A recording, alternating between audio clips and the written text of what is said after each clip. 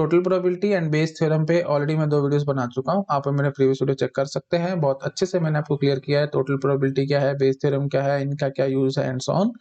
काफी सारे क्वेश्चंस मैंने आपको करा दिए हैं और प्रीवियस लेक्चर में जहाँ पे हमने छोड़ा था बिल्कुल वहीं से हम लोग स्टार्ट करेंगे। कुछ क्वेश्चंस हमारे बच रहे हैं, उनको हम लोग इस लेक्चर में देखेंगे, ठीक है। तो आज का हमारा देखो फर्स्ट क्वेश्चन क्या है, अ बिन इन ए हार्डवेयर स्टोर, ठीक है, contain 125 bolt and 200 nuts, 1/5 of the bolts and 3/4 of the nuts are defective.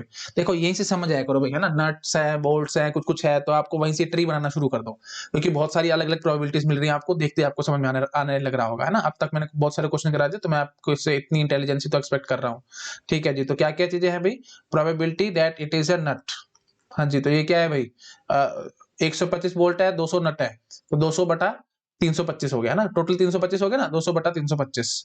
तो लिखो मैं एक बार ढंग से, 200 बटा 325, हाँ जी, 200 बटा 325, ठीक है जी। तो ये हो गया जी नट की प्रोबेबिलिटी।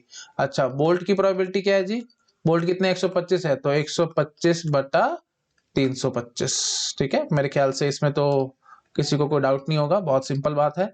अच्छा आगे बढ़ जाओ जी, 1/5 of the bolts and 3/4 of the nuts are defective. तो 1/5 of the bolts, 1/5 bolt defective है। अरे भाई ये पता नहीं क्या गड़बड़ होती रहती है। हाँ, 1/5 of the bolts are defective, तो ठीक है जी। तो प्रोबेबिलिटी क्या समझिए आप इस बात से, 1/5 of the bolts are defective मतलब probability that the given thing is defective given it is a bolt, ठीक है। तो given thing is defective given it is a bolt that is given to us as 1/5, ठीक है। 1/5 of the bolts are defective, ऐसे ही 3/4 of the nuts are defective, 3/4 of the nuts are defective. तो इसका मतलब probability that it is a defective given it is a nut, ठीक है, defective given it is a nut. हाँ जी, तो क्या है ये, 1/5 of the nuts are defective ना, sorry 3/4 of the nuts are defective, sorry for the 3/4 of the, ठीक है, 3/4 हो गया, ठीक है जी। अब बस आगे बढ़ो, आगे क्या कह रहा है, one item is picked randomly from the bin, what is the probability that the item is either a defective item or it is a nut, defective item और इट इज अ नट। तो बताओ कैसे करेंगे, देखो पहली बात तो यहीं से समझ लो डिफेक्टिव कैसे निकालोगे, सीधे सीधे यहीं से निकल के आ रही प्रोबेबिलिटी ऑफ डिफेक्टिव, ठीक है। क्या बोलोगे, वही बात है, मेरे ख्याल से बार बार बोलने की जरूरत नहीं, आप समझ पा रहे होगे, है ना। टोटल प्रोबेबिलिटी का क्वेश्चन है, सीधा सीधा सॉल्व हो जाएगा, हाँ जी। तो प्रोबेबिलिटी ऑफ डिफेक्टिव आइटम आने के वही बात है, दो चॉइसेस है, या तो वो अब आपने कोई भी आइटम पिक किया है वो डिफेक्टिव निकला, तो क्या क्या चांसेस है, 2 चांसेस है, या तो वो नट होगा या वो बोल्ट होगा, तभी वो डिफेक्टिव आएगा, हाँ जी। तो फिर यही चीज होगी, है ना। तो probability of defective and nut multiplied by probability of defective and bolt, ठीक है, सॉरी प्लस, टोटल प्रोबेबिलिटी है ना, सॉरी फॉर दैट, प्लस, है ना। आई थिंक ये सब चीजें आपको पता है भाई, मैं पिछले लेक्चर में बहुत बार समझा चुका हूँ, ठीक है जी। तो अब वही बात है, इसको मल्टीप्लाई करा के सीधा आंसर आएगा मेरे ख्याल से ना, मैंने प्रीवियस लेक्चर में आपको बहुत सारे क्वेश्चंस कराए हैं। अब आपको ये देखो प्रीवियस, ये देखो ये इसी टाइप का, लगभग इसी टाइप से सारे मैं आपको क्वेश्चंस कराता जा रहा हूँ, है ना। तो बिल्कुल वही ट्री बना रहे हैं, वही सब कर रहे हैं, तो आपको इतना तो अंदाजा हो गया होगा मेरे ख्याल से। मेरे को ये सब करने की भी जरूरत नहीं है, पर वही बात है, मैंने कर दिया, पहला क्वेश्चन था इस लेक्चर का तो मैंने थोड़ा सा कर दिया है, बाकी क्वेश्चन में मैं नहीं करूंगा। तो ठीक है जी, डिफेक्टिव की प्रोबेबिलिटी सीधे सीधे निकाल दो भाई, क्या निकलेगी, 200 बटे 325 इंटू 3/4 प्लस 125 बटे 325 इंटू 1/5, बस सीधा सीधा सीधा आंसर आ गया डिफेक्टिव। मेरे ख्याल से मेरे को ज्यादा बोलने की जरूरत ही नहीं थी यहाँ पे, है ना, सीधा सीधा मैंने कर दिया, ठीक है। बहुत ज्यादा मैं नहीं बोल रहा हूँ, सिर्फ टाइम वेस्ट होगा और कुछ नहीं होगा। मैं आपको पहले बहुत सारे क्वेश्चंस करा चुका हूँ, या तो ये तरीका है, ये तरीका, तो ये बस सीधा मल्टीप्लाई करा करके सीधा आंसर आता है ना, डायरेक्ट है ये सब, ट्री वाला है तो अब आपको आते ही है सब कुछ, हाँ जी। अच्छा, तो अब आपको क्या कहा गया, डिफेक्टिव और इट इज अ नट, ठीक है जी, डिफेक्टिव और it is a nut, probability of defective और it is a nut. Please मैं बार बार समझाता हूँ, और का मतलब प्लस नहीं होता, एंड का मतलब मल्टीप्लाई नहीं होता, ये सब कुछ आपको क्वेश्चन टू क्वेश्चन देखना पड़ेगा भाई। और का मतलब प्लस कब बनेगा, जब वो म्यूचुअल एक्सक्लूसिव इवेंट्स हो, एंड का मतलब मल्टीप्लाई कब बनेगा, जब वो इंडिपेंडेंट इवेंट्स हो, है ना। तो फिलहाल और मतलब वो नॉर्मल यूनियन, मैं आपको हमेशा समझाता हूँ, और जब हम लोग इंग्लिश में बोल रहे हैं that is your logic type, और वो सेट थ्योरी में यूनियन से लिंक्ड होता था, और एंड जो हम बोलते थे, अगर हम वही बात है, एंड इंग्लिश में बोल रहे हैं दैट इज लॉजिक वाला एंड, तो लॉजिक वाला एंड किससे लिंक होता था, इंटरसेक्शन से लिंक होता था सेट थ्योरी में। तो प्लीज एंड देखते चुपचाप से इंटरसेक्शन लगाया करो, और देखते चुपचाप से यूनियन लगाया करो, और बाद में देखा करो क्या और क्या नहीं हो रहा, ठीक है जी। तो probability of D union N, ये आपको पता है भाई, है ना, प्रिंसिपल ऑफ इंक्लूजन एक्सक्लूजन से, probability of defective plus probability of nuts minus minus probability of defective and nut, ठीक है जी। तो बताओ फटाफट, प्रोबेबिलिटी ऑफ डिफेक्टिव ऊपर से अभी मैं निकाल के आया, प्लीज ये वैल्यू आप यहाँ पे कॉपी पेस्ट कर सकते हो, मैं ज्यादा टाइम वेस्ट नहीं करूंगा। प्रोबेबिलिटी ऑफ नट तो आपको सीधा पता है ना। ये देखो, ये देखी मैंने प्रोबेबिलिटी ऑफ नट, ये तो ट्री का फायदा हुआ ना, 200/325, 200/325 minus probability of D intersection N, ठीक है, डी इंटरसेक्शन एन, देखो ये निकलेगी N multiply by probability D given है, that is nothing but probability of D intersection N. ये देखो मैंने ये यहाँ पे आपको करके दिखाई भी है, डी इंटरसेक्शन एन क्या थी, ये चीज तो थी, ठीक है। तो बस उठा के लिखो, काम खत्म, कुछ भी नहीं था भाई इस क्वेश्चन में, ठीक है। 200/325 इंटू 3/4, ये जो भी था आप ये लिख लेना, ऐड कर लेना भाई, आपके पास सीधा आंसर आ जाएगा। मैं इतने करके छोड़ रहा हूँ, मैं टाइम ज्यादा बर्बाद नहीं करना चाहता, क्योंकि बहुत सारे क्वेश्चंस मेरे को इस वीडियो में कवर अप कराने हैं। मैं छोटा कर देता हूँ, आप आराम से इसको नोट डाउन कर लो, ठीक है। तो बस एक स्टेप थोड़ा सा फालतू हो गया इस क्वेश्चन में, कुछ भी नहीं था। तो एक स्टेप, जनरली हम लोग डिफेक्टिव की प्रोबेबिलिटी पूछते थे, इन्होंने डिफेक्टिव और नट की प्रोबेबिलिटी पूछी, तो इसमें क्या टेंशन थी आपको, डिफेक्टिव निकालनी आती है, नट आता है, डिफेक्टिव है, नट आपको पता थी, बस वही पहले पुट करिए, आंसर निकाला। मतलब एक स्टेप फालतू है इस क्वेश्चन में, कुछ फालतू नहीं था, ठीक है। आई थिंक आप समझ पा रहे हो मैं क्या कहने की कोशिश कर रहा हूँ, ठीक है। तो जब भी ये याद रखना भाई, जब भी इस टाइप से क्वेश्चन आता है, बोल्ट्स है, नट्स है ना, रेड बॉल है, ब्लू बॉल है, एक बॉल निकाली एंड सो ऑन, तो आप समझ जाना भाई ट्री वगैरह बनेगा और सीधा आंसर आएगा, कोई टेंशन वाली बात नहीं होती है ना। ऐसे ही जैसे इतने तो क्वेश्चन मैंने आपको करा दिए हैं, जैसे प्रीवियस लेक्चर में भी मैंने आपको बताए थे, है ना। जैसे एक फेयर कॉइन्स हैं कुछ, और कुछ अनफेयर कॉइन्स हैं, हमने सिक्का उछाला और हेड आया, क्या प्रोबेबिलिटी होगी। तो दो तरीके है ना, या तो आप फेयर वाला कॉइन उछाला होगा, या फिर आपने नॉन अनफेयर वाला कॉइन उछाला होगा। ऐसे ही घर आ रहे हैं, बहुत सारे तरीके हैं घर आने के, है ना। या तो कार से आते हो, या बस से आते हो, स्कूटी से आते हो, लेट हो गए, तो कैसे कैसे लेट हो सकते हो, या तो कार से आए थे लेट हो गए, बस से आए थे लेट हो गए, या अब स्कूटी से आते लेट हो गए, एंड सो ऑन। तो अब बात बार बार एक ही चीज मैं बार बार समझाता चला जा रहा हूँ, ट्री बनाओ, आंसर निकालो, कुछ नहीं होता इन क्वेश्चन में, डेड इजी क्वेश्चन है, कुछ नहीं है इनमें, ठीक है। चलो नेक्स्ट क्वेश्चन पे मैं जब करता हूँ। हाँ जी, तो अब आपको क्या करें, देखो वही बात, in a given day in the rainy season, ठीक है, रेनी सीजन का डे दे रहे हैं, it may rain 70% of the time, if it rain chances that the village fair will make a loss on that day is 80%, ठीक है। However if it does not rain, the chances that fair will make a loss on that day is 10%. If the fair has not made a loss on the given day in the rainy season, what is the probability that it has not rained on that day? ठीक है, देखते ही मेरे को समझ में आ रहा है ये बेस थ्योरम का क्वेश्चन है, ठीक है। उल्टी वाली बात पूछ रहे हैं आपसे। देखो मैं आपको अगर नहीं समझ में आया यहाँ पे, इसको क्वेश्चन को देखते ही ट्री बना लो, फटाफट से आ जाएगा। देखो इन द गिवन, देखो उल्ट बहुत सारी चीजें है ना, देखो मैं आपको हमेशा समझा रहा हूँ, बहुत सारी प्रोबेबिलिटीज गिवन होगी ना, उसको मैनेज करने की कोशिश करो ट्री फॉर्मेट में। बस जैसे जैसे आप उसको मैनेज करोगे ना ट्री फॉर्मेट में, वहीं से आपके पास आंसर आ जाएगा, इसमें कुछ नहीं होता। In a given day rainy season it may rain 70% of the time, ठीक है जी। तो सीधी पहली बात करो, अरे भाई ये पता नहीं इसमें क्या गड़बड़ हो रही है, बार बार ये ऐसे चल रहा है। हाँ जी, तो probability it rains that is 0.7, probability it does not rain लिख रहा हूं मैं, दैट इज 0.3। ऑब्वियस बात है, जब रेन हुई है 70% तो ऑब्वियस 30% नहीं होगी, ठीक है। If it rain chances that village fair will make a loss on that day is 80%, ठीक है जी। तो अगर रेन हुई तो फिर प्रोबेबिलिटी ऑफ लॉस, तो probability of loss given it rains that is 0.8, ठीक है। अच्छा अब एक बात ना यहीं से देखो, मेरे को तो आप याद है क्वेश्चन मैंने अभी जब पढ़ा था, तो आपको पता नहीं याद है कि नहीं है, लॉस की बातें कर रहे हैं, लेकिन यहाँ पे इसने क्या बोला है कि if the fair has not made the loss on the given day, loss नहीं हुआ, तो यहीं पे साथ साथ करो ना, नॉट लॉस, ठीक है। तो लॉस नहीं हुआ तो एनएल कर देते हैं हम लोग, ठीक है। तो probability of not loss given it was the rainy day, that will be obviously 0.1 minus 0.8, that is 0.2, ठीक है। आई थिंक समझ में आ रहा होगा। अच्छा उसके बाद फिर आगे क्या कह रहे हैं, आगे आपको कह रहे हैं कि प्रोबेबिलिटी की if it does not rain then chances that the fair will make a loss on that day is 10%, मतलब सिर्फ 10% चांसेस है अगर रेन नहीं हुई और उसके बाद भी वो लॉस हो जाए इसको, ठीक है जी। तो फिर not loss on not rainy day that is 0.9, सीधी सी बात है भाई, लॉस हुआ 10% चांसेस है कि लॉस हुआ होगा, तो 90% है कि लॉस नहीं होगा, तो not loss given it was not rainy day then it is 0.9, ठीक है जी। तो अब आप जरा मेरे को यहीं से ही ट्री देखते ही आपको समझ आ जाएगा, नॉट लॉस की प्रोबेबिलिटी बता दो भाई, नॉट लॉस की प्रोबेबिलिटी। तो मेरे ख्याल से कुछ करने की जरूरत नहीं है, 0.7 इंटू 0.2 प्लस 0.3 इंटू 0.9, ठीक है। कॉमन सेंस की बात है, नॉट लॉस या तो रेनी डे होगा और लॉस नहीं होगा, या फिर नॉन रेनी डे होगा और लॉस नहीं हुआ होगा, है ना। तो दो ही तरीके थे, तो वही दोनों तरीकों को हम, और म्यूचुअल एक्सक्लूसिव में आपको पता है चीजें, मैं बार बार नहीं बोल रहा, मैं पहले बहुत बार बता चुका, ठीक है जी। तो नॉट लॉस की प्रोबेबिलिटी आ गई ना। अच्छा अब आपको कहा क्या गया, देखो in the if the fair has not made a loss on the given rainy season, what is the probability that it has not rained on that day, what is the probability that it has not rained on that day. आज given क्या है भाई, given है कि loss नहीं हुआ, ठीक है, गिवन है कि लॉस नहीं हुआ, तो प्रोबेबिलिटी गिवन है कि लॉस नहीं हुआ, नॉट लॉस। और क्या पूछ रहे हैं आपसे, it was what is the probability that it has not rained on that day, ठीक है, नॉट रेन्ड, हाँ जी, रेन नहीं हुई, नॉट रेन, ठीक है। तो आई थिंक ये देखते समझ में आ रहा होगा आपको, मेरे ख्याल से मेरे को बोलने की जरूरत नहीं है।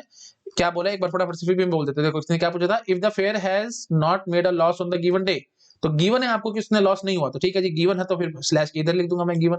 अच्छा, what is the probability that it has not rain on that day, तो नॉट रेन, तो आपसे क्या पूछा जा रहा है, probability that it has not rain given it was not loss, ठीक है। आई थिंक समझ पा रहे हो, मैं जितना बोलूं उतना टाइम बर्बाद और क्वेश्चन, ठीक है, फटाफट करो। हाँ जी, तो ये कैसे करते थे भाई, सिंपल बात, सबको छोड़ के बस इतनी बात करो, कंडीशनल प्रोबेबिलिटी है ना, नॉट लॉस, नॉट लॉस की प्रोबेबिलिटी नीचे लिखेंगे और ऊपर क्या लिखेंगे, probability not rain and not loss, ठीक है। अब बस ये आपको पता है भाई, not rain and not loss, ये देखो ये बैठी, not rain and not loss, ठीक है। मेरे ख्याल से मेरे को बोलने की जरूरत नहीं है, ये सब चीजें आपको आती हैं, ठीक है जी। हाँ जी, तो क्या हो जाएगा जी, 0.3 into 0.9 divided by not loss, ये मैं निकाल के बैठा हूँ, 0.7 इंटू 0.2 प्लस 0.3 इंटू 0.9। मैं थोड़ा सा उल्टा चैलेंज क्वेश्चन में, नो डाउट, क्योंकि मेरे को देखते ही समझ में आ रहा था कि हाँ जी ये बेस थ्योरम का क्वेश्चन है और बहुत सारी प्रोबेबिलिटीज थी, तो इसलिए पहले मैंने सीधा ट्री बना दिया और जो नॉट लॉस वाली कहानी करी थी मैंने सीधा पहले नॉट लॉस निकाल दिया और उसके बाद मैंने आपसे ये पूछा। नहीं तो जनरली आप क्या करते हो, क्वेश्चन पढ़ते हो और उसके बाद ये आखिरी की लाइन से समझ में आता है कि पूछ क्या रहा है, तो पहले पूछ क्या रहा है वो लिखो और उसके बाद करो, तो ऑब्वियसली बात है बार बार क्वेश्चन को पढ़ना पड़ता है, टाइम बर्बाद होता है, इसलिए मैंने पहले साथ साथ पैरेलली फटाफट से ट्री बना लिया और सारा कुछ साथ साथ करके दिखा दिया। आई थिंक इसमें मेरे को कुछ समझाने की जरूरत नहीं है, बिल्कुल सिंपल डेड सिंपल क्वेश्चन था ये, कुछ नहीं है, देख रहे हो बार बार घुमा घुमा करके वही सब बन रहा है, ट्री बन रहा है और आपसे बस एक एक डायरेक्शन, एक मतलब एक जो पाथ है उसकी प्रोबेबिलिटी पूछने की कोशिश कर रहे हैं, आंसर ये सब करते जा रहे हैं, बार बार हम ये चीज दिखा रहे हैं आपको, है ना, ये पाथ लिखा और डिवाइडेड बाय कर दिया टोटल प्रोबेबिलिटी से, बस, या तो ये पाथ लिखा डिवाइड कर दिया टोटल प्रोबेबिलिटी से, बस यही हम बार बार करते जा रहे हैं, कुछ नहीं कर रहे हैं, सिंपल क्लरिकल काम है, बार बार मैं आपको समझा रहा हूँ, ठीक है, नोट कर लो फटाफट, नेक्स्ट क्वेश्चन पे मैं जंप कर रहा हूँ, करूं। हाँ जी, अब देखो नेक्स्ट क्वेश्चन क्या कह रहा है, a ball is transfer from bag A to bag B, A से बी में हमने बॉल रखी और ट्रांसफर कर दी, then a ball is picked at random from the bag B से आपने एक बॉल निकाली है, ठीक है, what is the probability that the ball is red, ठीक है, तो क्या प्रोबेबिलिटी है कि वो रेड आएगी। अब देखो कॉमन सेंस की बात है, आपको थोड़ा सा सोचना पड़ेगा, बैग बी से आपने रेड निकाली है, आपको इसकी प्रोबेबिलिटी चाहिए, तो कैसे निकालोगे भाई, वही बात है, डिपेंड करेगी कि बैग ए से क्या आया था, है ना, तो वही बात है, अब एक किस्म से आपको समझ में आ रहा होगा, दो दो पॉसिबिलिटी है, क्या कि बैग ए से रेड बॉल आई थी या बैग ए से ग्रीन बॉल आई थी, तो सपोज कर लो बैग ए से रेड बॉल आई थी, ठीक है, तो प्रोबेबिलिटी बैग ए से रेड बॉल आई, तो प्रोबेबिलिटी बैग ए से रेड बॉल आई तो उसकी क्या है भाई 3/5, मेरे ख्याल से मेरे को बोलने की जितनी आपको देख के समझ आ रहा होगा, 3 रेड है ना 2 ग्रीन है, ठीक है जी। अच्छा, प्रोबेबिलिटी कि बैग ए से green ball I, bag A से ग्रीन बॉल आई, इसकी क्या प्रोबेबिलिटी होगी भाई 2/5, ठीक है। अच्छा, अब देखो आगे, हाँ जी, अब आपको क्या चाहिए, अब आपको क्या चाहिए कि probability that the ball is red, bag B से आपने एक बॉल निकाली है, रेड आनी चाहिए, ठीक है जी, तो अब आप क्या बोलोगे जी, probability of getting red from bag B given red from bag A has come, ठीक है, तो एक रेड आ चुकी है यहाँ पे, तो ऑब्वियसली बात है भाई एक रेड अगर यहाँ पे आ चुकी है, बोल दिया ना given red from bag A red came, तो अब आप बोल चुके हो कि रेड यहाँ से आ चुकी है, तो ठीक है जी, तो 3 रेड हो चुकी है 3 ग्रीन हो चुके हैं, तो सीधी सी बात है भाई 1/2, मेरे ख्याल से बोलने की जरूरत नहीं है। अच्छा, probability of red from bag B given green ball came from A, तो अगर ग्रीन आई थी तो फिर वही बात है, यहाँ पे 4 ग्रीन हो चुकी हैं 2 रेड है ना, तो फिर क्या गड़बड़ होगी, हाँ ठीक है, एक मिनट, मैंने यहाँ कुछ गड़बड़ कर दी क्या, यहाँ से रेड आई थी, हाँ ठीक है 3 रेड थी तो 3, हाँ ठीक है, तो 3/6 वो तो ठीक हो गया था, यहाँ पे देखो रेड बी और ग्रीन ए से ग्रीन आई तो 4 होगी ना ग्रीन, हाँ जी, तो ठीक है 4 और 2 6 हो गई, तो ठीक है जी, तो दो दो फेवरेबल है, दो ही रेड है ना, और टोटल 6 बॉल हो चुकी है, तो कितना आ गया जी 1/3 आ गया। अब बकवास चीज है, आपको पता है ये सब, है ना, हाँ ठीक है, तो बताओ आप रेड आने की प्रोबेबिलिटी क्या है, या तो यहाँ से आएगा यहाँ से आएगा, बस खत्म कहानी, क्या दिक्कत है, probability of getting red ball from bag B, हाँ जी, तो ये कैसे निकलेगी, मल्टीप्लाई करो आंसर निकालो, बस कुछ नहीं, 3/5 इंटू 1/2 प्लस 2/5 इंटू 1/3। देख रहे हो कुछ भाई नहीं होता है, ये डेड सिंपल क्वेश्चन है। द ओनली थिंग इज एक बार आपको ट्री बनाना आ जाए बस, ठीक है। अगर आप ट्री बना गए तो काम खत्म है, अगर आपसे ट्री नहीं बना तो भाई फंस जाओगे आप, फिर कोई हेल्प नहीं कर सकता आपके, ठीक है। ओके, ये पता नहीं भाई ये सब क्यों बार बार मैंने लिख दिया है, एक्चुअली ये थोड़ा फ्रिक्शन आ रहा है इस पे, जो पेन टैब है मेरा उस पे फ्रिक्शन आ रहा है बहुत, ठीक है। ये शायद कुछ ना कुछ इस पे लगा हुआ है, चलो ठीक है कोई नहीं। अच्छा जी, तो आई थिंक समझ चुके हो आप लोग, है ना। तो this is my final answer, ठीक है। So this is my final answer. I think कुछ नहीं है इसमें, है ना। सिंपल सिंपल से क्वेश्चन है, जितना बोलूं उतना टाइम बर्बाद होना है और कुछ भी नहीं होना इनसे। एक बारी बस ट्री बन जाए आपसे तो उसके बाद कुछ भी नहीं होता इन क्वेश्चंस में, ठीक है। चलो आगे बढ़ो, ठीक है जी। अब देखो नेक्स्ट क्वेश्चन क्या कह रहे हैं, if the ball drawn is red, what is the probability that green ball came from bag A. ये हो ना ब्यूटीफुल क्वेश्चन, ये हुआ बेस थ्योरम का क्वेश्चन। तो क्या बोला इसने, इसने क्या बोला कि if the ball drawn is red, आपको बोल दिया गया पहले कि रेड बॉल ड्रॉ हुई है, और उसके बाद अब आपको क्या कह रहा है, what is the probability that green ball came from bag A, bag A से ग्रीन आई थी, इसकी प्रोबेबिलिटी बताओ, ठीक है। तो आई थिंक ये सब तो मेरे पास वही पड़ा है ना। तो बस मैं सीधा आपको बता दूंगा कि ग्रीन आई थी बैग ए से, तो फिर ये वाला रास्ता आपसे पूछने की कोशिश कर रहा है ना, कुछ भी नहीं था इसमें। हाँ जी, तो 2/5 इंटू 1/3 सीधा सीधा आंसर मैं करूंगा इसका, 2/5 into 1/3 divided by 3/5 into 1/2, 3/5 into 1/2 plus ये, प्लीज आप समझ गए ना, प्रीवियस क्वेश्चन से लिंक क्वेश्चन है, नेक्स्ट मैंने और कुछ नहीं किया, ठीक है जी। और उसके बाद आई ये क्या कर दिया, हाँ ठीक है, 2/5 इंटू 1/3, 2/5 इंटू 1/3, ठीक है। This is my final answer. मेरे ख्याल से इसमें कुछ नहीं था, बिल्कुल डेड सिंपल क्वेश्चन था। रेड आपको बोल दिया गया ना कि रेड है, what is the probability that green ball आई थी बैग ए से, है ना। तो आप ये देखो, आपसे सिंपल अगर मैं और खोल के समझाना, अगर आप समझना चाहते हैं, वैसे तो आपको जरूरत नहीं होनी चाहिए क्योंकि मैंने बहुत क्वेश्चंस करा दिए हैं, बट स्टिल अगर आपको लग रहा है कि अभी भी मेरे अंदर मैच्योरिटी नहीं आई है तो कोई बात नहीं, मैं आपके साथ हूँ, मैं एक बार इसको बताता हूँ। देखो हम क्या बोलेंगे, चाहिए क्या यहाँ पे आपको, पहले ये बताओ मुझे, if ball drawn is red, what is the probability that green ball came from bag A, green from bag A given the red came from bag B, ठीक है। इसकी प्रोबेबिलिटी आपको निकालनी है, तो वही क्या होगा भाई, green A and red B, ठीक है। तो इसको कुछ नहीं आता अगर आपको, तो इतनी बात करो, कंडीशनल प्रोबेबिलिटी तो खोलनी आती है, probability of green from bag A and red from bag B divided by probability of red from bag B. तो रेड फ्रॉम बैग बी की ये हमने लिख दी, टोटल प्रोबेबिलिटी से निकली थी, क्योंकि आपके दिमाग में अब बात आ जानी चाहिए, रेड फ्रॉम बैग बी कह रहा है, अच्छा बी से रेड आने के लिए तो फिर दो चांसेस हैं, मतलब पहली बैग ए से क्या आया वो डिपेंड करेगा ना, बैग ए से रेड आया या बैग ए से ग्रीन आया, तो वही बात है, फिर आप ये ट्री बना सकते थे और आपके दिमाग में सारी बातें आ जाती। अच्छा जी, उसके बाद फिर green from bag A and red from bag B, green from bag A and red from bag B, तो ये आपको देखते नजर आ रहा होगा ना, probability of green A multiplied by probability of red B given green A. I think आप समझ पा रहे होगे, सीधा सीधा आंसर आ जाएगा। मैंने ख्याल से मेरे को बोलना नहीं चाहिए था, बट स्टिल मैंने रिपीट कर दिया ताकि आपके मन में चीजें फिट हो जाए, कुछ नहीं, ठीक है जी। चलो आगे बढ़ते हैं। अच्छा एक बात ना मेरे अभी मन में आ रही है, तो वो मैं आप लोगों के साथ डिस्कस कर लेता हूँ।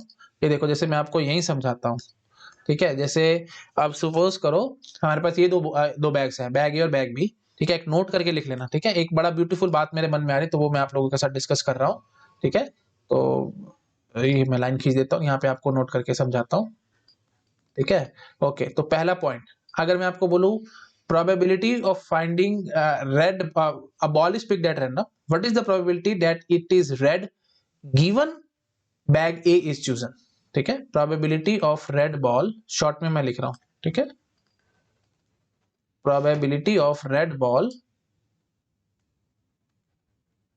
probability of red ball given bag A is chosen, bag A is chosen, ठीक है। तो वो आप बड़े आराम से मुझे बताओगे यहां से देखते ही कि बैग आपने बोल दिया ना कि बैग आपने चूज किया हुआ है, रेड बॉल की प्रोबेबिलिटी बताओ, तो सीधा बोल क्या होगी जी, 3/5 इज द आंसर, ठीक है। This is our first question.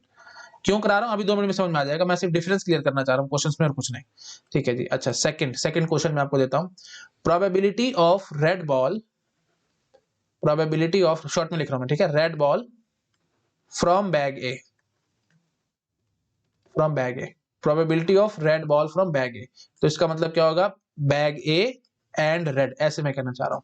तो बैग ए पहले चूज करो, दो ही बैग थे, इक्वली लाइकली होंगे, मैं ज्यूम कर रहा हूं, तो बैग ए चूज करने की प्रोबेबिलिटी 1/2 है ना, और फिर उसके बाद फिर रेड बॉल निकालो, तो रेड बॉल निकालोगे तो क्या प्रोबेबिलिटी आएगी जी, 3/5, ठीक है। अगर आपको दिक्कत लग रही है जरा सी भी, तो मैं ऐसे आपको समझा देता, देखो एक ए एंड रेड है ना भाई, ए एंड रेड का मतलब क्या होगा, probability of A multiplied by probability of red given A. ठीक है, तो प्रोबेबिलिटी ऑफ ए, वो मल्टीप्लिकेशन था ना और कुछ नहीं था, है ना, मैं फिर भी मतलब स्टेप बाय स्टेप कर रहा हूं ताकि आपको दिक्कत ना आए। ऐसे तो इतनी मैच्योरिटी आ जानी चाहिए आप में, बट स्टिल मैं करके दिखा रहा हूँ। प्रोबेबिलिटी ऑफ बैग ए, हाँ जी, बैग ए की प्रोबेबिलिटी बताओ भाई, दोनों इक्वली लाइकली थे ना, तो इसलिए मैंने सीधा बोल दिया 1/2। Probability of red given bag A, ये तो मैं आपको ऑलरेडी अभी बता के 3/5, तो सीधा आप मल्टीप्लाई करेंगे 3/5 से। समझ में आ रहा है? तो पहला तो सीधा कंडीशनल प्रोबेबिलिटी वाली बात थी, मतलब इन द सेंस कि बैग ए चूज आपने कर लिया और फिर आपको कह रहे हैं कि रेड बॉल निकाल के दिखाओ, probability of red A given bag A is chosen. ठीक है, तो ये आपसे क्या पूछना चाहते हैं, probability of red given bag A is chosen. ठीक है, तो ये आपने सीधे बता दी 3/5। तो कंडीशनल प्रोबेबिलिटी में आपको सिंपल बात याद रखनी है, गिवन वाली बात जो होती है ना आगे, तो आप समझ लो जो आपका एक्चुअल सैंपल स्पेस था आपने उसको छोटा कर दिया है। तो आप एक्चुअल सैंपल स्पेस में बहुत बड़ा था, लेकिन अब मैंने छोटा करके बोल दिया कि सिंपल बैग ए ही है, तो वहीं से बॉल निकाल दिया और कुछ नहीं। सबसे पहले तो कंडीशनल प्रोबेबिलिटी की ये बेसिक बात होती है कि जब भी गिवन वाली कंडीशन आती है तो हम बोल देते हैं कि हाँ वो इवेंट हो चुका है, तो अब सैंपल स्पेस हमारा वही है। ये सब चीजें मैं आपको कंडीशनल प्रोबेबिलिटी में सारा कुछ समझा चुका हूं, बट चलिए मैं थोड़ा थोड़ा रिपीट कर रहा हूं ताकि आपके मन में चीजें फिट रहे। ठीक है जी। अच्छा, अगला क्वेश्चन देखो मैं क्या देता हूं। अगला हमने क्या देखा, रेड बॉल फ्रॉम बैग है, तो सेकंड क्वेश्चन समझ आया ना कि ए एंड रेड। अच्छा, उसके बाद फिर नेक्स्ट क्वेश्चन आ सकता था प्रोबेबिलिटी ऑफ रेड बॉल, बस सीधा प्रोबेबिलिटी ऑफ रेड बॉल। ठीक है। अच्छा, अब ये क्वेश्चन बनेगा जी टोटल प्रोबेबिलिटी का, ये जो मैं आपको दिखा चुका हूं। ठीक है, तो ये क्वेश्चन है सिंपल टोटल प्रोबेबिलिटी का। ठीक है, कि रेड बॉल आ रही है। अच्छा, ये तो नहीं हुआ वैसे हाँ, तो प्रोबेबिलिटी ऑफ रेड बॉल आप सीधा यहीं से बता सकते थे, है ना। तो रेड बॉल कैसे कैसे निकल सकती है, या तो बैग ए से आया होगा या फिर बैग बी से आया होगा रेड। तो यहां से आया होगा तो क्या चांस है, यहाँ से क्या होगा तो चांस सीधा मल्टीप्लाई करा करके आंसर निकल जाएगा ना, मतलब ऐड करके वो आपस में मल्टीप्लाई हो जाएंगे और वो ऐड हो जाएगी। चलो लिख देता हूँ भाई, जरा सा भी डाउट है तो लिख देता हूँ। देखो सीधी सीधी बात, बैग ए चूज करना और उसमें से निकालना, बैग ए से चूज करके निकालोगे तो 3/5, ये मैं कहता हूँ मल्टीप्लाई 3/5 प्लस, आप थोड़ी मेरे ख्याल से मेच्योरिटी आ गई होगी आपने, सीधा टोटल प्रोबेबिलिटी से मैं सीधा सोल्व करके दिखा रहा हूँ भाई। ठीक है, तो मैंने ट्री भी नहीं बनाया, थोड़ा सा इमेजिन करोगे तो आपके पास आंसर आएगा, क्योंकि अब बहुत सिंपल हो जाना चाहिए सब आप लोगों के लिए। फिर भी अगर डाउट है तो लो भाई, मैं सीधा ऐसे बोलूंगा, या तो बैग ए से निकलेगा या बैग बी से निकलेगा। बैग ए की प्रोबेबिलिटी है जी 1/2, बैग बी की प्रोबेबिलिटी है जी 1/2। ठीक है। अच्छा, उसके बाद फिर अब probability of red given bag A, probability of red given bag B. ठीक है, ये सब बकवास बातें हैं भाई, मेरे को दिल पे पत्थर रख के सारी चीजें करनी पड़ रही हैं, क्योंकि आप मेरे सामने नहीं हो। आप मेरे सामने होते तो आप मेरे को रोक देते कि हाँ जी सर हमारे को आता है, तो आप अपने आप कर लेते। हाँ जी, तो रेड गिवन, हाँ तो ये आ जाएगा जी 3/5 और रेड गिवन बैग भी, हाँ जी, तो ये कितना आएगा जी 2/5। ठीक है, 2/5। हाँ जी, तो बस 1/2 इंटू 3/5 प्लस 1/2 इंटू 2/5। तो समझ में आया? तो जब भी ये देखो सीधा इसने बोल दिया रेड बॉल निकालो, रेड बॉल निकालो तो फिर दो दो चांसेस है, या तो इधर से आएगी इधर से आएगी, तो टोटल प्रोबेबिलिटी का क्वेश्चन होता है। अब देखो नेक्स्ट क्वेश्चन, अगर मैं आपको बोलता कि given the ball is red, ठीक है, given ball is red, given the ball picked is red, ये आपको पहले ही बोल दिया गया, आपको डिसीजन सुना दिया गया कि रेड है। अब आपसे पूछेंगे find the probability that it came from bag ए,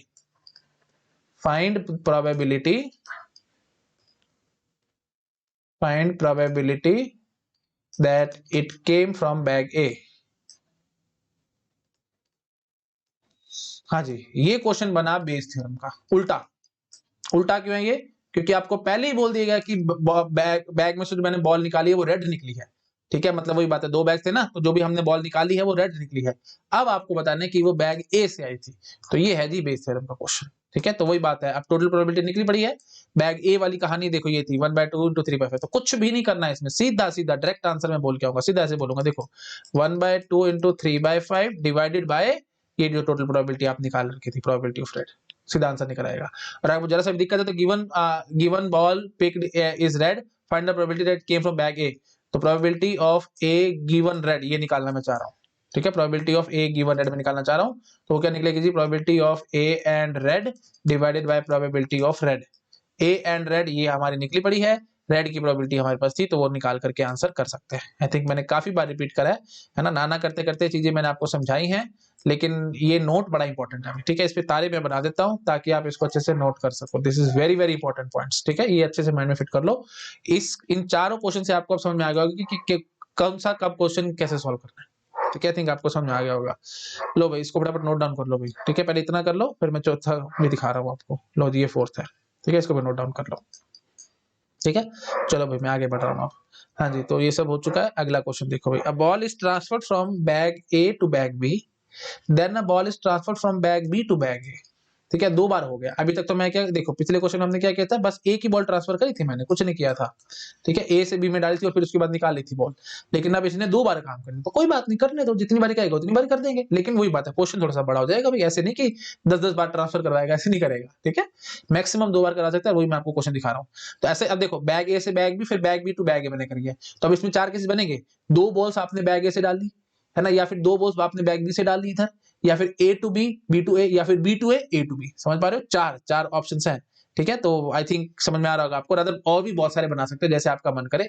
मैं आपको एक दिखा रहा हूँ, ये दिखाने के बाद मैं गारंटी लेता हूँ आपसे हर एक क्वेश्चन सॉल्व होगा, ज्यादा आपको टेंशन लेने की जरूरत नहीं है। ठीक है, सीधा आओ फटाफट। A ball is transferred from bag A to bag B, then a ball is transferred from bag B to A. तो पहले आपने डाली है जी ए से बी, दिस इज नंबर 1। फिर आपने डाला है जी B to A, this is number 2। उसके बाद आपको क्या कह रहा है, if a ball is pick from bag A, यहां से आपने बॉल पिक करनी है। What is the probability that ball is red. तो अब देखो, रेड आने के लिए आपको क्या क्या क्या है, आपको वही बात है, सारे केसेस लेने पड़ेंगे। ठीक है, तो मुझे बताओ जरा केसेस कितने बनेंगे। सीधी सी बात है भाई, 4 केसेस बनेंगे। ठीक है, तो मैं आपको लिख के दिखाता हूँ। ऐसे यहाँ पे लिखूंगा ना तो थोड़ी सी दिक्कत हो जाएगी। इवेंट मान लेते हैं, इवेंट 1। इवेंट 1 हम मानते हैं कि पहले ए से बी गई थी ना, तो मैंने बोल दिया कि रेड बॉल गई है फ्रॉम ए टू बी, ये समझा रहा आपको, red from A to B. And second time क्या हुआ, रेड ही आई from B to A, red ही आई from B to A, this is my event 1। तो अब आप जरा मुझे बताओ प्रोबेबिलिटी ऑफ इवन क्या होगी। This is very very simple. ठीक है, मैं आपसे चाहता हूं, आपसे एक्सपेक्ट कर रहा हूं कि आपके पास आंसर होगा इस चीज का। बोलो भाई, red from A to B. हाँ जी, तो red from A to B, तो रेड आने के क्या चांसेस है भाई, सीधी सी बात है ना। तो रेड आने के क्या चांसेस हैं, मेरे को जरा समझाओ। यहां से 3/5 है। ठीक है जी, अच्छा एक बार रुको, वही बात है, जल्दबाजी करूंगा ना तो आपको दिक्कत हो जाएगी। तो मैं आपको सीधा ऐसे बोलता हूँ। हाँ जी, तो प्रोबेबिलिटी ऑफ इवन निकालना चाहते हैं तो आप बोलोगे probability of R A B intersection R B A. ये मैं चाहता हूँ, एंड वाली सेंस है ना, इसलिए मैंने एंड लगा दिया बीच में, इंटरसेक्शन। और प्लीज वही बात है, मल्टीप्लाई नहीं करना, मैं आपको पहले भी समझाता हूँ। देखो यहाँ पे मैं आपको प्रूफ भी देता हूँ, गड़बड़ होगी ना अगर आप मल्टीप्लाई कर दोगे तो, क्योंकि इंडिपेंडेंट थोड़ी है भाई, ये तो एक दूसरे पे डिपेंडेंट है। यहाँ से क्या गया वहां से क्या है, तो सब कुछ डिपेंडेंट है। हाँ जी, तो फिर इसको क्या बोलेंगे जी, ये क्या होगी जी, probability of red from red is transferred from bag A to bag B multiplied by probability of, है ना, probability of red from bag B to A, red from bag B to A given red from bag A to B has already transferred. ठीक है, बात समझ आ रही है। Probability of multiplication theorem सीधी, इसमें क्या मैं इतने टाइम पास करूँ, तो 1 घंटा इसी क्वेश्चन को समझता रहूंगा मैं। सब इतनी मेच्योरिटी आ चुकी है आप में, है ना। तो हमारे को इवन इवेंट हमने क्या माना है, रेड आई है फ्रॉम ए टू बी और रेड ही आई है फ्रॉम बी टू ए। ठीक है, तो probability of R A B intersection R B A मेरे को चाहिए थी, है ना, मतलब एंड वाली सेंस है। तो मल्टीप्लिकेशन थ्योरम लगा देंगे, probability of red A B multiply probability of red B A given red from bag A to B is already transfer. ठीक है जी, फटाफट आर ए बी क्या होगी भाई, R A B red is transfer from bag A to B 3/5। ठीक है, 3 है ना रेड, दो ग्रीन है, multiplied by probability of red from bag B to A given a red from A to B is already transferred. तो ठीक है जी, एक रेड यहाँ पे आ चुकी है। अब आप मुझे बताओ, अब टोटल यहाँ पे 3 रेड है और 3 ग्रीन है। हाँ जी, और आपको रेड ही चाहिए, रेड ही आपने ट्रांसफर करी है, तो इसकी क्या प्रोबेबिलिटी होगी, ऑब्वियसली बात है, 3 रेड है 3 ग्रीन है, तो 1/2। इतना पकड़ में आ गया। ठीक है, तो अब ऐसे ही हम इवेंट 2 की बोलेंगे। इवेंट 2 क्या होगा जी, red is transferred from bag A to B and green is transferred from B to A. ठीक है, तो वही बात हो जाएगी। तो हम इस चीज को क्या लिख देंगे जी, हम क्या निकालना चाह रहे हैं। ठीक है, तो आप थोड़ा सा टाइम बचाओ प्लीज, है ना, मैं डायरेक्टली लिख दूं, probability of E two will be equal to what, red आपने अभी ट्रांसफर करी थी तो क्या प्रोबेबिलिटी आती थी 3/5, है ना, ये तो आपको पता ही थी, है ना, और मल्टीप्लाई बाय अब यहाँ पे बस ग्रीन हो जाएगा रेड की बजाय, green from bag B to A given red from bag A to B. हाँ जी, तो अब आपको पता भी दोनों बराबर हो चुकी थी, तो ये भी वही बात है, 1/2 आ जाएगी। प्लीज थोड़ा सा आप अपने आप करके देखो भाई, इतना ज्यादा मेरे से बुलवाओगे तो टाइम बर्बाद होगा और कुछ नहीं। ठीक है जी, E3 की बात करो, तो अब ये रेड आई थी ना ए टू बी, अब हम बोलेंगे ग्रीन आई A to B, green from A to B, red from B to A. ठीक है, तो इसकी प्रोबेबिलिटी क्या होगी भाई, है ना, तो प्रोबेबिलिटी सीधा लिखो मैं, E3 की प्रोबेबिलिटी, तो green from A to B, green आई फ्रॉम ए टू बी, तो फिर 2/2 5, 2/5 मल्टीप्लाइड बाय, हाँ जी, तो फिर अब वही बात, मैं सारा कुछ करूं भाई, है ना, टाइम तो बहुत वेस्ट होएगा अगर आप मेरे से सारे फॉर्मूले वगैरह लिखवाओगे तो, है ना। तो अब मल्टीप्लाई बाय क्या करना है, red from bag B to A given, green from A to B is already transfer, है ना। तो ये देखो एक्चुअली मैं सीधा मल्टीप्लाई करा करके भाग भी सकता था, बट वही बात है, मल्टीप्लिकेशन थ्योरम प्रॉपर ढंग से समझाने के लिए मैंने बोली है। एक बार समझे तो बार बार मेरे से प्लीज मत एक्सपेक्ट करो, आप अपने आप से चेक कर सकते हो। ठीक है जी, तो बस मैं इतना कहता हूँ कि ग्रीन बॉल आपने, अब फटाफट करूंगा ना, ग्रीन बॉल आपने ए टू बी ट्रांसफर कर दी है, तो अब यहाँ पे 4 ग्रीन है और 2 रेड हैं, और आपको चाहिए क्या भाई, रेड चाहिए, red is transfer from B to A, हाँ जी, तो फिर 4 ग्रीन है 2 रेड है, तो 2/6 आ जाएगा, ठीक है, 2/6, 2/6, ठीक है, डायरेक्टली आप कर सकते हो सब, है ना, ज्यादा मेरे ख्याल से मेरे को कराने की जरूरत नहीं है। इवेंट 4 क्या हो जाएगा जी, green from A to B and green from B to A, बताओ भाई, तो प्रोबेबिलिटी ऑफ E4 बता दो भाई क्या होगी, ठीक है, प्रोबेबिलिटी ऑफ E4 बता दो क्या होगी। अरे भाई आज पता नहीं हो क्या रहा है, इसको खराब हुआ पड़ा ये, इसको दिक्कत हो रही है, कोई पेन टैप को ना, पता नहीं, मेरे को उसको ठीक कराना पड़ेगा, चल भी बहुत अजीब सा रहा है, ढंग से दिख भी नहीं रहा है। लो भाई दोबारा ही लिखता हूँ इसको, कोई फायदा तो है नहीं ऐसे, जितना टाइम सेव करने की कोशिश करता है ना आदमी, उतना ही टाइम बर्बाद होता है भाई। चलो बताओ भाई क्या आएगी जी, ग्रीन आपने ट्रांसफर करी ए टू बी, ग्रीन ट्रांसफर करिए फ्रॉम ए टू बी, तो ये तो आपको पहले से आप लिख के बैठे 2/5, उसमें कोई टेंशन ही नहीं है।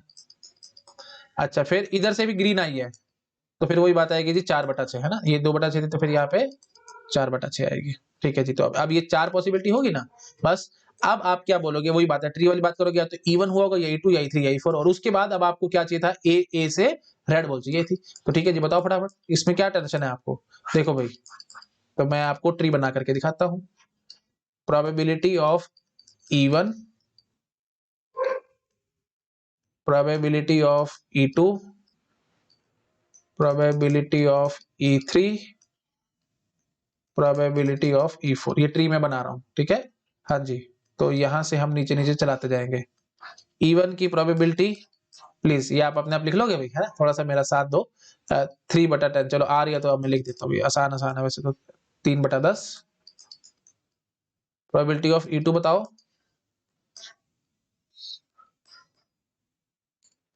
E2 भी 3/10 है,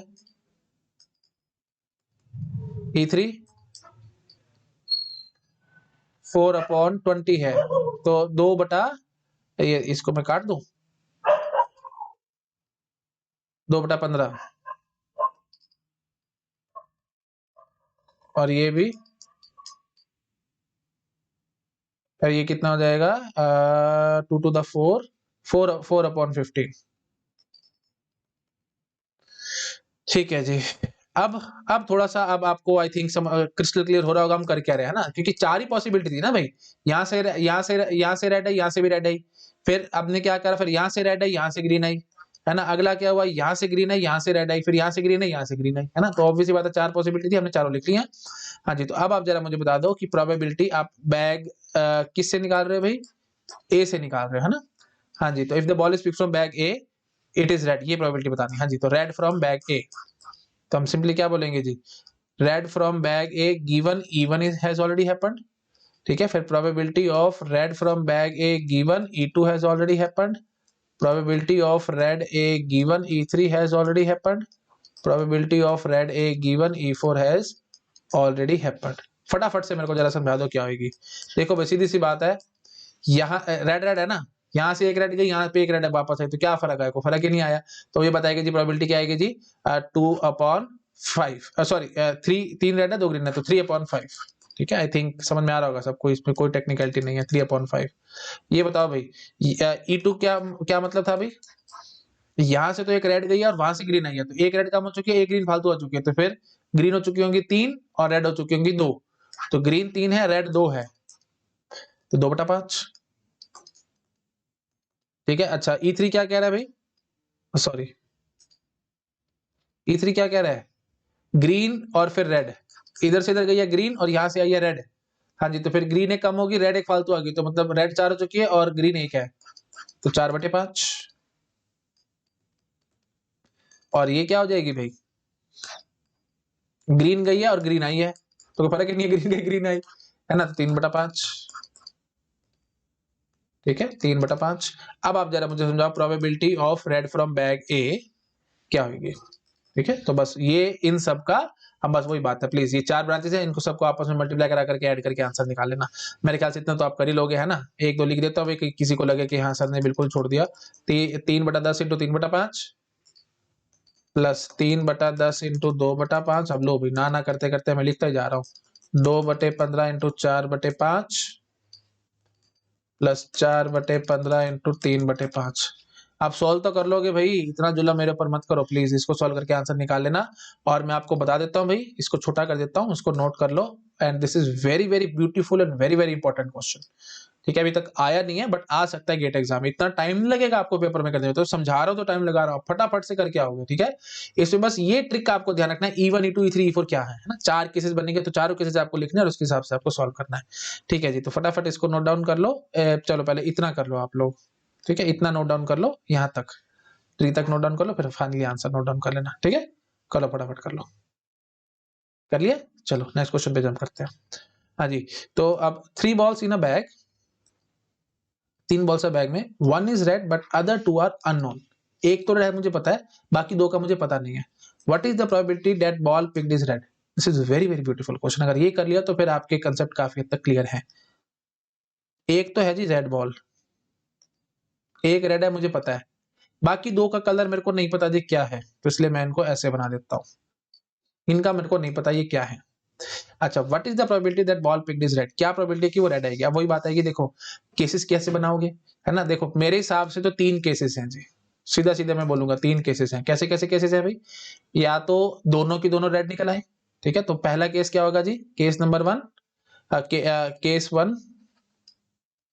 ठीक है, तो C1 लिख दूं। केस 1 क्या है जी, बोथ आर रेड। ठीक है, बोथ रेड। केस 2, एक एक इनमें से रेड है, दूसरी नॉन रेड है। ठीक है, 1 रेड है। अच्छा, केस 3, नन इज रेड। ठीक है, ये 3 केसेस हैं मेरे हिसाब से। लेकिन जब मैं ऑफलाइन क्लास में पढ़ाता था तो बच्चे कहते थे कि सर ये जो 2 बॉल्स हैं तो आप तो इनको ऐसे लेबल करो ना, ए और बी, और फिर बोलो कि ये ए और ये बी, ये रेड ये रेड, ये रेड ये नॉन रेड, ये नॉन रेड ये रेड, और दोनों की दोनों नॉन रेड। ऐसे करो ना सर, मुझे कोई दिक्कत नहीं है, आप ऐसे करके देख लेना, आपके लिए होमवर्क है। ये मैं बता रहा हूँ, ये आप अपने आप कर जाओगे। फिर मतलब इसमें अब क्या हो जाएगा, 4 केसेस बन जाएंगे आपके हिसाब से, है ना। और मैं 3 केसेस से करा रहा हूँ, आंसर सेम आएगा, आप अपने आप चेक करके देख लेना, इसमें कोई फर्क नहीं है। बट आप कॉमन सेंस से बताओ, बैग में जब हमारे पास बॉल्स थी, अभी तक मैंने आपको 1 लाख एक क्वेश्चन कराए हैं बॉल्स वाले। मैंने बोला था ये ए है, ये बी है, ये सी है, ये डी, ऐसे कभी बोला है? नहीं बोला ना। बैग के अंदर बॉल्स है भाई, वो क्या मतलब है उनमें, पहली बॉल कौन सी, दूसरी कौन सी, तीसरी कौन सी, बस सेट है, ऐसे रखा हुआ है आपके पास, क्या टेंशन है आपको। तो कोई जरूरी नहीं है कि आप इनको लेबलिंग करो। अभी तक इतने क्वेश्चन करा मैंने, ऐसे लेबल करा था कि ये ए है, रेड वाली ये ए है, ये रेड वाली ये बी है, ये रेड वाली ये सी है, ऐसे तो मैंने कभी नहीं किया ना। तो आपको अपने आप से समझ आ रहा होगा भाई, सीधा ऐसे बोल के भाग सकते थे, दोनों रेड है, इनमें से एक रेड है या कोई भी रेड नहीं है। लेकिन अगर आपको फिर भी डाउट है, आप इनको ए और बी मानना चाहते हो, तो आपके पास हिसाब से 4 केसेस बनेंगे, आप इनको सॉल्व कर सकते हो। मैं 3 करा के जा रहा हूँ, आप ये अपने होमवर्क करके देख सकते हो, आंसर सेम आएगा। चलो जी, मैं आपको दिखाता हूँ। तो ऑब्वियसली बात है, कैलकुलेशन बचाओ ना भाई, इतनी ज्यादा कैलकुलेशन क्यों करते हो। ठीक है, हाँ जी, तो सिंपल बात है भाई। तो आपको रेड चाहिए, है ना। तो पहला केस हम लेंगे कि बोथ आर रेड। ठीक है, तो प्रोबेबिलिटी कि दोनों रेड होंगे, तो ऑब्वियसली बात है अभी 3 केसेस हैं, तीनों इक्वली लाइकली हैं, क्योंकि हमने तो कुछ कहा ही नहीं है, तो ऑब्वियसली बात है तीनों इक्वली लाइकली होंगे। तो फिर ये आएगी जी 1/3। ठीक है, बोथ रेड। तो प्रोबेबिलिटी ऑफ, मैं लिख लेता हूं C1 1/3, probability of C2 that is again 1/3, probability of C3 that is again 1/3। ठीक है, तीनों 1/3 हैं। अच्छा, अब आप मुझे बताओ, रेड निकालिए आपने। ठीक है, हाँ जी, तो probability of red given C1, मतलब गिवन हमारा केस C1 था, C1 मतलब दोनों रेड थी, तो ऑब्वियसली बात है तो 1 आएगी। तीनों की तीनों रेड ना होगी भाई, एक रेड है और मैंने आपको बोल दिया बाकी जो दोनों बॉल थी वो भी रेड है, तो वैसी बात है आप रेड बॉल निकाल रहे हो, सीधी सी बात है रेड ही निकलेगी, प्रोबेबिलिटी 1 आ जाएगी। अच्छा, probability of red given C2, C2 क्या थी जी, एक रेड है, एक रेड और दूसरी नॉन रेड है, तो 2 रेड होगी ना। और अब 2/3, मेरे ख्याल से मेरे को ज्यादा बोलने की जरूरत नहीं है ना। Probability of red given C3, none is red, तो मतलब दोनों ही नॉन रेड है, तो फिर 1/3, है ना। एक रेड है और बाकी दो नॉन रेड है, तो एक रेड निकालने की प्रोबेबिलिटी 1/3, आप समझ पा रहे हो। ठीक है जी, तो बस इसको मल्टीप्लाई करो, आंसर निकालो, क्या दिक्कत है आपकी, है ना। तो वही बात है, रेड निकालनी है, तो प्रोबेबिलिटी ऑफ रेड बताओ क्या होगी। तो 1/3 into 1 plus 1/3 into 2/3 plus 1/3 into 1/3, इसका आंसर निकाल लेना जो भी आएगा। प्लीज इतना जुलम मेरे पर मत करो, आप अपने कैलकुलेशन करनी जानते हो, ठीक है। और बार बार समझाता हूँ भाई, है ना, ढंग से ये देखते जाया करो। रेड कैसे निकलेगी भाई, C1 multiply by red given C1, C2 multiply by red given C2, C3 multiply by red given C3। तो इसका मतलब क्या हो रहा है भाई, प्रोबेबिलिटी ऑफ रेड एक्चुअली निकलेगी कैसे, C1 and red, C2 and red, C3 and red.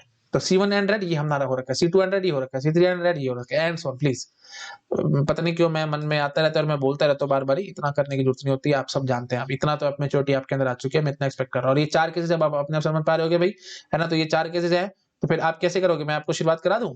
देखो, तो ये इतना याद रखना भाई, ये दोनों केसेस ना एक ही बन जाएंगे, है ना, क्योंकि एक रेड और एक नॉन रेड हो तो इससे हमारे को क्या फर्क है, ये नॉन रेड हो या ये रेड हो, प्रोबेबिलिटी हमारी सेम आएगी, तो आप सीधा 1/2 करके भाग सकते थे, ठीक है। तो इसको आप बोल देते हैं 1/4 चांस है, इसका 1/4 चांस है, इसका 1/2 चांस है, ठीक है, मतलब एक रेड। तो दो चांसेस क्यों है भाई, एक एक रेड हो, मतलब ये रेड हो ये नॉन रेड हो, या फिर ये नॉन रेड हो ये रेड हो, ठीक है। तो इसके होने के चांसेस 1/4, इसके होने के चांसेस 2/4, और इसके होने के चांसेस 1/4। आप चेक कर सकते हो। अगर ये भी समझ नहीं आता तो मारो गोली भाई, 1/4 1/4, चारों को 1/4 कर लेना, 4 केसेस बना लेना, ये 4 ब्रांचेस बन जाएंगे, ट्री की अपने सॉल्व कर लेना। प्लीज मुझसे ज्यादा मत बुलाओ, इतना मेरे को कराने की जरूरत नहीं है, आप इतने तो समझदार हो, ठीक है। करके देख लेना, आंसर सेम आएगा, ठीक है। अलग अलग कर लो, मुझे कोई दिक्कत नहीं है, सारों को 1/4 1/4 करके देख लो, ज्यादा कॉम्प्लेक्स मत करो। 1/4 1/4 1/4 1/4, क्योंकि 4 केसेस थे तो इक्वली लाइकली है, तो चारों केसेस 1/4 होंगे, और उसके हिसाब से आप अपने प्रोबेबिलिटी निकाल के देख लेना। बस मैं ज्यादा नहीं बोलता, बढ़ रहा हूं मैं आगे, ठीक है जी। आगे कह रहा है भाई, in a bag 4 fair and 3 unfair coins are present. Unfair की आपको प्रोबेबिलिटी दे रखी है, प्रोबेबिलिटी ऑफ हेड इज 1/3, ठीक है। अनफेयर है तो वही बात है, कुछ ना कुछ उसमें गड़बड़ होगी, तो प्रोबेबिलिटी ऑफ हेड 1/3 है। फेयर तो ऑब्वियसली बात है, प्रोबेबिलिटी ऑफ हेड भी 1/2 है, टेल भी 1/2 है, ठीक है। If 2 coins are flipped, probability of both head, ठीक है, दोनों पे हेड है, क्या चांसेस है मेरे को जरा बताओ। 2 कॉइन्स आपने फ्लिप करे हैं, ठीक है, तो कॉमन सेंस से बताओ कैसे कैसे आप करोगे। देखो केसेस बनाओ पहले, तो 2 कॉइन्स आपने पकड़े तो कैसे पकड़े होंगे।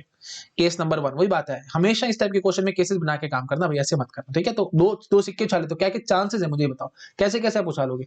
या तो दोनों फेयर उछालोगे, या दोनों अनफेयर उछालोगे, या एक फेयर और एक अनफेयर उछालोगे, ठीक है। तो कर लो, मुझे कोई दिक्कत नहीं है, ठीक है। और अगर 4 केस बना तो 4 बना लो, कि मतलब पहला फेयर दूसरा अनफेयर, या पहला अनफेयर अगला फेयर, है ना। तो वो सब बकवास बात है, आप चाहो तो कर सकते हो, कोई खास उससे फर्क पड़ना नहीं है ना। कैलकुलेशंस में हमारे को कोई मतलब, वही बात है, कैलकुलेशंस फालतू हो जाएंगी और कुछ नहीं होगा, ठीक है। तो 3 केसेस हैं, है ना, और हमारे सारे इक्वली लाइकली केसेस होंगे।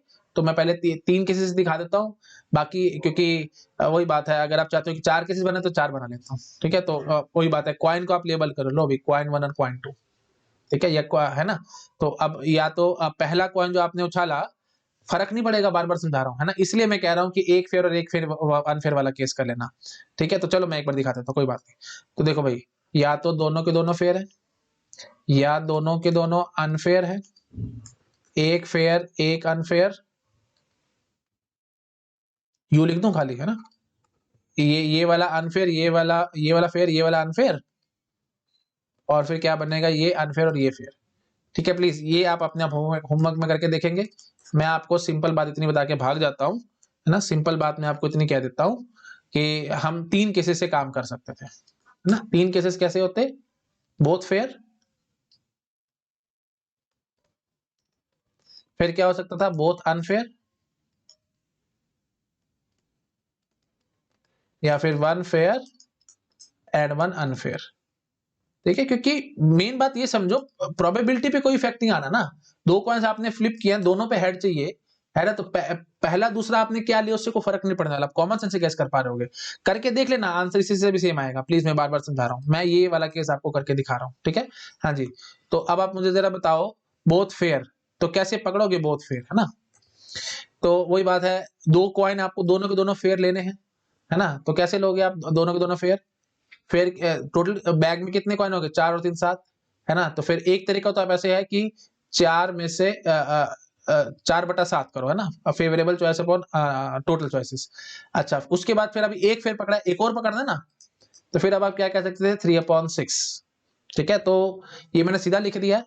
अगर आप चाहते हो कि मैं मल्टीप्लीकेशन थ्योरम से दिखाऊं, तो आप ऐसे बोल सकते थे F1 एंड F2, तो probability of F1 multiply by probability of F2 given F1 ऐसे कर लेते हैं हम लोग। तो फिर प्रोबेबिलिटी ऑफ F1 मतलब पहला कॉइन फेयर निकला तो that is 4/7, F2 given F1 मतलब F1 आप ऑलरेडी निकाल चुके हो, एक फेयर निकाल चुके हो, तो आपके पास कितने फेयर बचे हैं भाई? 3 फेयर बचे हैं, और टोटल यहाँ पे कॉइन भी कितने बचे? 6 बचे हैं, है ना। एक यहाँ से जा चुका तो 3 3 6, तो 3/6 सीधा लिख दिया मैंने। प्लीज आप अपने आप करके देख सकते हो।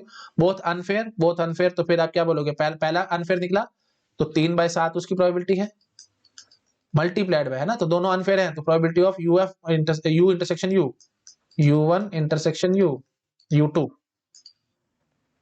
ठीक है, ये आप निकालना चाहते हो, मतलब U1 एंड U2 दोनों ही अनफेयर निकले, तो प्रोबेबिलिटी ऑफ U1, देखो ना करते करते मैं बोलता रहता हूँ, एक्चुअली मैं स्पीड पकड़ नहीं पाता भाई, आप सामने तो मैं स्पीड फटाफट पकड़ लेता।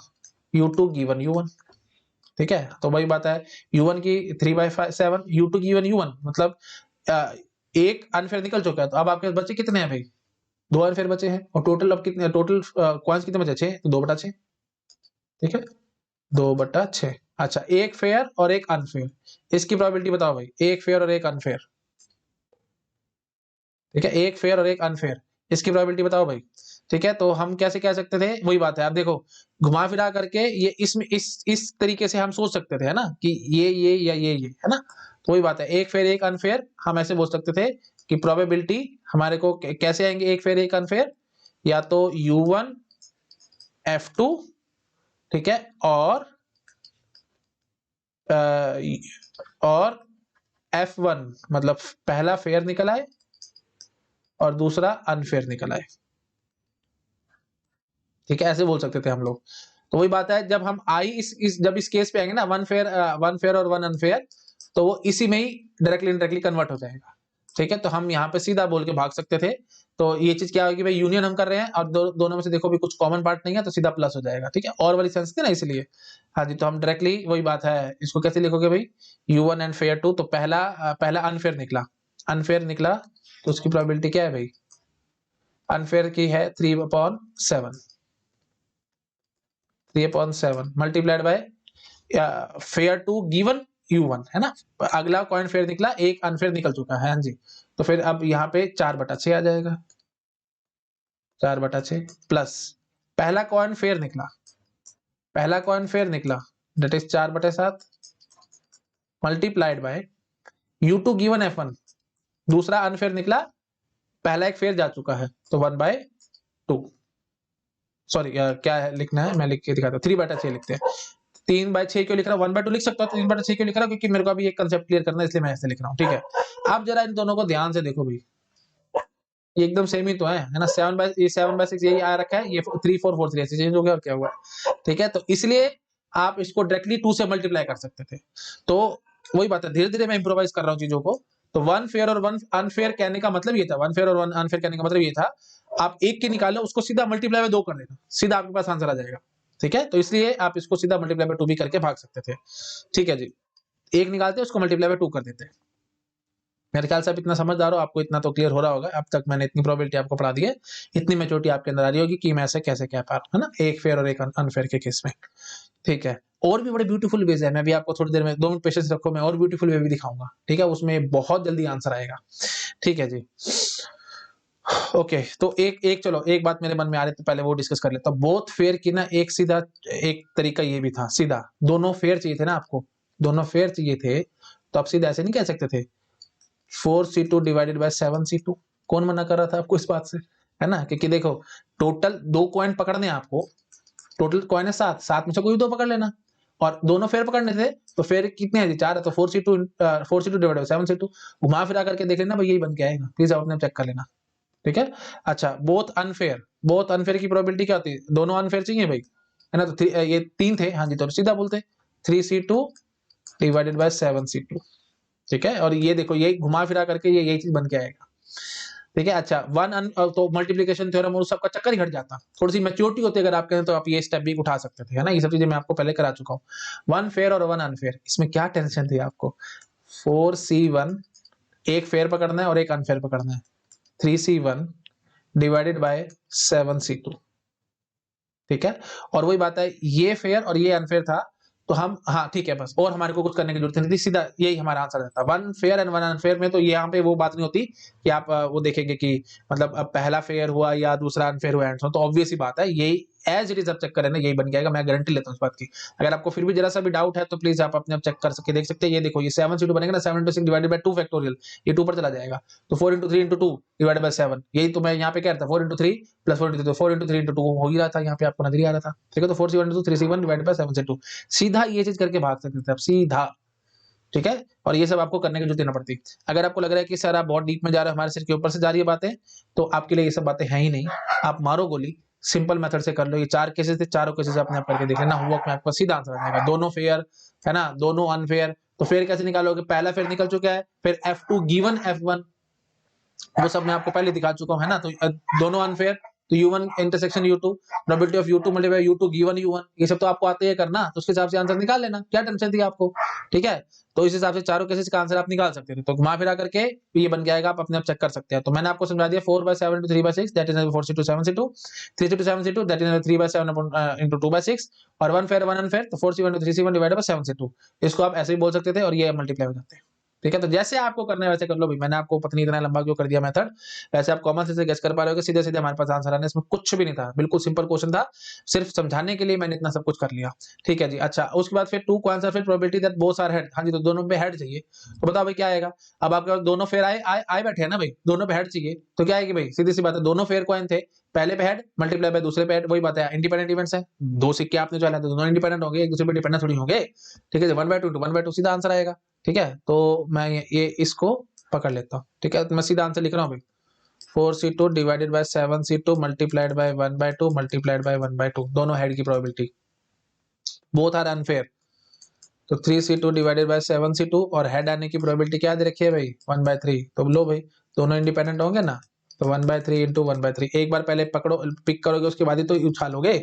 अच्छा जी, उसके बाद फिर यहाँ पे आ जाओगे, इससे क्या निकलेगी जी, यहाँ पे मैंने कर ही रखा है 4c1 into 3c1 divided by 7c2 multiplied by, एक फेयर है और एक अनफेयर है, तो एक फेयर की ये आएगी, एक अनफेयर की ये आएगी, सीधा ये आंसर मैंने निकाल के दिखा दिया। अगर आपको लग रहा है भाई सर हमारे को समझ नहीं आया, तो अब टोटल प्रोबेबिलिटी वाली बात है, वे सीधा सीधा आप चला करके देख सकते थे, वही बात है, ट्री बनाना चाहते हो तो ट्री में बनवा देता हूँ, मुझे कोई दिक्कत नहीं है, 2 मिनट फालतू लगेंगे, लेकिन मैं नहीं चाहता कि किसी बच्चे के सिर के ऊपर से कोई बात चली जाए। चलो भाई मैं ट्री बना देता हूँ, है ना। तो अब आप क्या कहते हैं, या तो हमारा केस नंबर 1 चला होता, या केस नंबर 2 चला होता, या केस नंबर 3 चला होता, तो प्रोबेबिलिटी ऑफ केस 1 बताओ भाई, बोथ आर फेयर, हाँ जी, तो ये आपने निकाल रखा है 4c2 divided by 7c2, 4c2 divided by 7c2, इसका निकाल रखा है 3c2 डिवाइडेड बाय 7c2। ठीक है, गंदा हो गया अभी बहुत, 7c2। ठीक है जी, C3 केस ये मैंने बता रखा है 4c1 to 3c1 divided by 7c2। ठीक है जी, अच्छा बस, अब आपको वही चीज चाहिए थी, है ना। तो प्रोबेबिलिटी ऑफ बोथ हेड्स, तो 2h given C1, probability of 2 head given C2, ये C2 है भाई। ठीक है, थोड़ा सा तो भाई मैच्योरिटी आप भी दिखाओ, इतना मेरे से काम करवाई जा रहे हो। 2 हेड गिवन C3। ठीक है, हाँ जी, तो बस अब ये आप अपने भर सकते हो भाई, ये चीज मैंने अभी आपको दिखाई है, ये यहाँ आएगा 1/4, दोनों अनफेयर थे तो यहाँ आएगा 1/9, और एक एक फेयर एक अनफेयर, तो यहाँ पे आएगा 1/6। ठीक है, आई थिंक आप समझ पा रहे हो, मैं इसको कर देता हूँ छोटा, है ना। बस फिर इन्हीं को मल्टीप्लाई करा करके सीधा आंसर निकलना था, आपको पता है ना, तो यहीं पे मैं ऐसे बोल सकता था, हेड चाहिए आपको, मतलब दोनों हेड चाहिए, this into this, this into this, this into this, plus करो सीधा आंसर निकलेगा। वही मैंने ऊपर फटाफट से कर दिया था टाइम बचाने के लिए, बट वही बात है अभी टाइम बचाने का कोई फायदा नहीं, अगर आपको चीजें समझ ही नहीं है तो फिर फायदा क्या हुआ। ठीक है जी, लो जी, इस फटाफट नोट डाउन कर लो, पूरा ये थिंक आ चुका है, ये 2h लिखा हुआ है बस आखिरी में, और कुछ नहीं है। ठीक है, कर लो नोट डाउन फटाफट, फिर मैं आगे बढ़ता हूँ, बढ़ू। ठीक है जी, a screening test is carried out to detect a certain disease. ठीक है, it is found that 12% of the positive reports and 15% of the negative reports are incorrect. एक बार टाइम देख लेते हैं भाई, अगर टाइम है तो कराऊंगा, नहीं तो छोड़ दूंगा। क्वेश्चन ज्यादा बड़ा तो नहीं है, बहुत इजी है, ठीक है, चलो कोशिश कर लेते हैं, अगर होता तो ठीक है, नहीं तो फिर मैं अगली क्लास में करा दूंगा। देखो भी क्या कह रहे हैं, screening test is carried out to detect certain disease. ठीक है, it is found that 12% of the positive reports and 15% of negative reports are incorrect. ठीक है, तो पहली बात तो मुझे ये बताओ, जब भी टेस्ट कराओगे, है ना, तो या तो रिपोर्ट आएगी पॉजिटिव या आएगी नेगेटिव। ठीक है, तो पॉजिटिव रिपोर्ट्स 15% है और नेगेटिव रिपोर्ट्स 12% पॉजिटिव और 15% नेगेटिव रिपोर्ट्स इनकरेक्ट। ठीक है, assuming that the person assuming that the probability of a person getting positive report is 0.01। ठीक है, तो probability of positive report is 0.01 ये दे दी, तो नेगेटिव की क्या होगी जी 0.99। ठीक है, अच्छा, the probability that a person test get an incorrect report is, probability बताने की the probability that a person tested gets an incorrect report is, जो आपने टेस्ट किया उसकी रिपोर्ट इनकरेक्ट आ जाए, आपको ये बतानी है। ठीक है, तो देखो भाई कैसे करेंगे। तो क्या है, it is found that 12% of the positive reports are incorrect ना। हाँ, इनकरेक्ट है, बहुत सिंपल क्वेश्चन है, 12% पॉजिटिव रिपोर्ट इनकरेक्ट है। तो लो जी, तो probability that it is incorrect given it is a positive, short में मैं लिख रहा हूँ। ठीक है, इनकरेक्ट और ये पॉजिटिव। हाँ जी, तो ये क्या आएगी जी, ये आएगी जी 12%, तो मतलब 0.12। ठीक है, अच्छा, उसके बाद probability of incorrect given report is negative. ठीक है, incorrect given report is negative, ये कितना गिवन है जी 15% है ना। It is 12% positive, 15% negative report. हाँ जी, तो ये आ गया जी 0.15। ठीक है, बस अब आपसे क्या पूछ रहे थे, प्रोबेबिलिटी दैट इनकरेक्ट, क्या बकवास क्वेश्चन है, सीधा सीधा आंसर निकलेगा यहाँ से, है ना। हाँ जी, तो फिर ये पॉजिटिव के लिए हम P बोल देते हैं। ठीक है, थोड़ा अच्छे से कर लेते हैं, प्रोबेबिलिटी ऑफ पॉजिटिव, और यहाँ बोल देते हैं probability of negative, probability of negative. ठीक है, तो वही बात होगी ना, PP, ये मैं आपको मैसेज बताता रहता हूँ, ये देखो, ये कैंसिल, ये कैंसिल। ठीक है, तभी ये फिर ये काम कर रहा है, थोड़ा अच्छा लगता है बस देखने में, ताकि आपको चीजें भी ठीक रहे।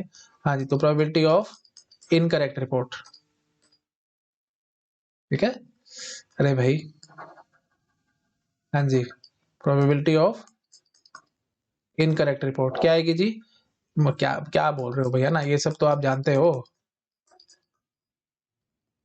बस इसको निकाल लेना, आपके पास सीधा आंसर आ जाएगा। तो इनकरेक्ट आने के दो तरीके, या तो इधर से या इधर से, बस खत्म कहानी। ठीक है, तो देख रहे जैसे ही मैं क्वेश्चन पढ़ रहा हूँ ना, क्वेश्चन पढ़ते ही मैं आपको सीधा आंसर करता हूँ। मैं बार बार बता रहा हूँ, मैंने ये सब क्वेश्चन देखे भी नहीं है, बस इतना पता लगा कि हाँ, ये टोटल प्रोबेबिलिटी का बेस क्या है, सीधा मैं आपको डायरेक्टली सॉल्व कराई जा रहा हूँ, मैं देख भी रहा हूँ।